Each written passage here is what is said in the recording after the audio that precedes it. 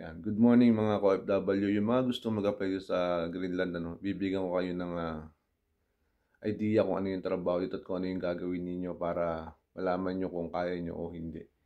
Kasi I think kaya nyo naman, At saka yung mga nagtatanong dito, wala pong bayad lahat dito sa pag-apply. At lahat po isagot ng company. Basta mag-send lang po sa link, pasa nyo lang po yung resume nyo, gano'n lang po ang gagawin nyo. And ngayon, ipapakita ko po sa inyo kung ano yung trabaho dito sa aming pinapasokan na Greenland, kung ano yung ginagawa. Muna tayo sa fish. Ipapakita ko lang muna sa inyo para magkaroon kayo ng idea about sa trabaho sa fish. At saka sa lahat naman ng paano yung nagtatanong sa akin, support naman to yung page ko.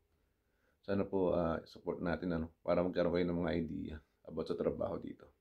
Ito po, papakita ko po sa inyo kung ano yung trabaho dito mga ka-OFW. Ganito yung trabaho dito. Bibigyan ko lang kayo ng idea kung paano yung trabaho dito sa aming company pinapasukan. Ganito yung isda na pag mano-mano at hindi kayang biyakin ng makina. Kasi malaki. Pag mamano-mano tayo, bali. Sa lalaki, ganito yung mga trabaho nila. Yan, bibiyakin lang ganyan yan. Yan. So, antarin nyo lang. Kabila. Yan. Yan ang trabaho dito sa company. Kaya naka-gloves kayo dapat kompleto. Yan. Tatanggalin nyo lang yung tinik.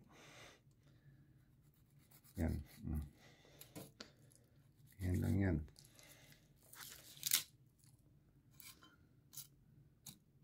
Ganito ang trabaho dyan sa lalaki. Pwede rin yung babae. Isang ganda rin yung trabaho ng mga babae. Yan. Binibiyak ko ng ganyan. Pati rin sa lalaki. Yung sex ang trabaho dito. Yan. Tatanggalin nyo yung tinik na gitna. Yan ang mga trabaho dito.